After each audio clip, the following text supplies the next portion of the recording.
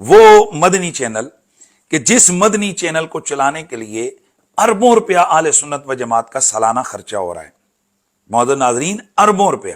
اور یہ کہاں سے آ رہا ہے؟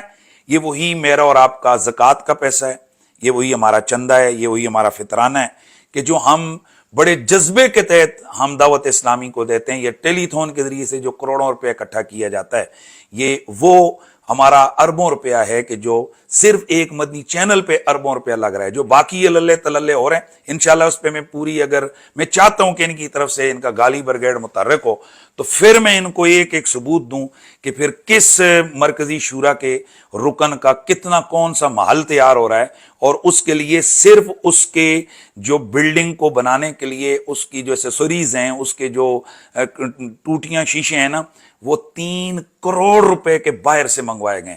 اور پھر میں آگے انشاءاللہ ساری لوکیشن بھی اور ایک ایک رسید بھی انشاءاللہ میں پیش کروں گا.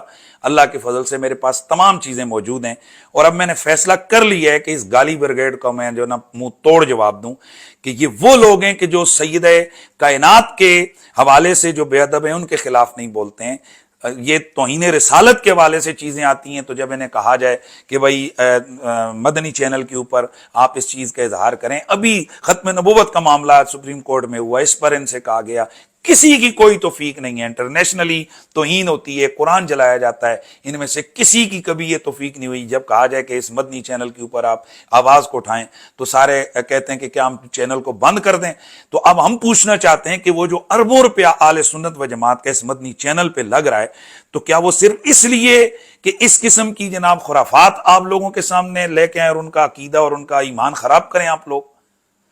اب پھر یہاں تک اب ان لوگوں کی دیدہ دلیری بڑھ چکی ہے کہ یہ جو رسول اللہ کی ناموس کے لیے ہم لوگ جناب جلوس نکالتے ہیں، ان کی نظر میں یہ بھی ایک خرافات ہے. یعنی ان کے پیر کے نام کا جلوس نکلے، اس کی عزت کے لیے یہ لوگ جناب نعرے لگائیں، وہ درست ہے. اور جو روڈوں کے اوپر رسول اللہ صلی اللہ علیہ وسلم کی ناموس اور صحابہ کی عزت کے لیے اگر اہل سنت میدان میں نکلیں اور اپنا احتجاج ریکارڈ کروائیں تو یہ ظالم لوگ جناب اللہ اس کی حوصلہ شکنی کرتے ہیں اور اس کے خلاف یہ پروگرام کرتے ہیں. دیکھیے، ناموس رسالت، ناموس صحابہ کے حوالے سے آپ نے عرض کیا نا کہ دعوت اسلامی یا امیر اہل سنت یہ کیوں نہیں آتے روڈوں پر.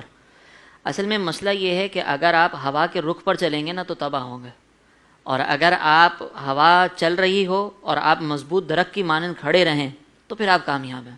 صحیح. ناموس رسالت کا پہرا دینے کا مطلب یہ نہیں ہے کہ میں باہر نکل کر شور شرابہ شروع کر دوں. ناموس رسالت کا پہرا دینے کا مطلب یہ نہیں ہے کہ میں باہر نکل کر شور شرابہ شروع کر دوں. ناموس صحابہ پر پہرا دینے کا مطلب یہ نہیں ہے کہ میں اپنے ہی ملک کو نقصان پہنچا دوں. بلکہ اس کا مطلب یہ ہے کہ آپ ایسا منظم انداز سے کام کریں کہ لوگ آپ کے قریب آئیں اور ان کے دل میں شمع عشق رسول جو ہے نا وہ جل جائے. واہ واہ واہ. یہ ہے